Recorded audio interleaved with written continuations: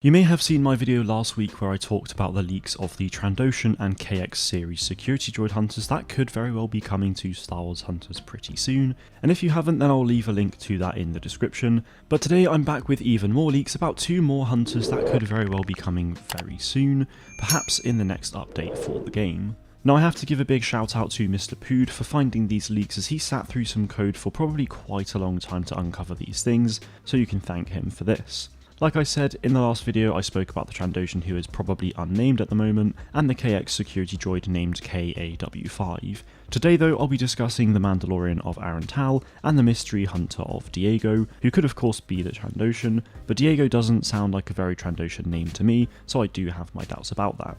Aran is a Mandalorian who was revealed way back in February 2021, but since then we haven't heard any news about him until the other day thanks to MrPood.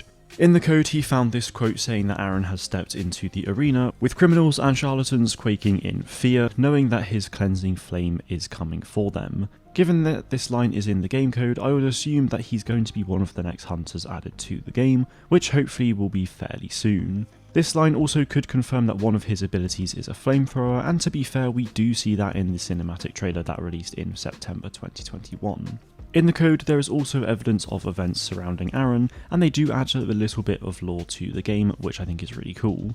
In this one here it says that Aran hates bounty hunters, saying that they are dishonourable, so clearly he won't be a fan of Omar of X. On the other side of that, Utuni seems to be a really big fan of Aran's, so they are likely allies.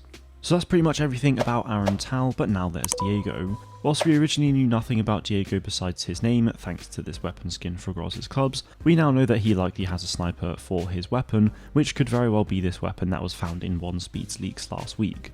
We know this because there is seemingly an event on the way called Empathic Sniper. If he wasn't a sniper, then they wouldn't title an event as such. Based on the tagline of the event, it seems like Diago wants to be an ally to Omar of X.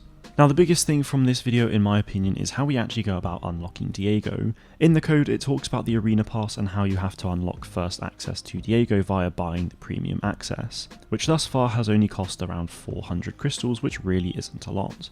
So what it seems like is if you get the premium battle pass, then you'll get Diago for free. Well, obviously not free because you paid for the battle pass, but you know what I mean. And if you don't buy the premium access pass, then you will be able to unlock him still, but it would have to be via hunter tokens and the crystals.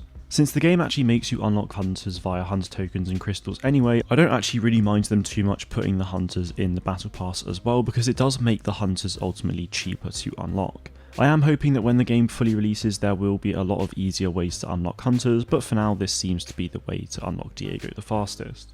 With regard to classes, we know that from the website of hunters that Aran will be a damage hunter, and based on the fact that Diago is a sniper, he will likely be a damage hunter as well.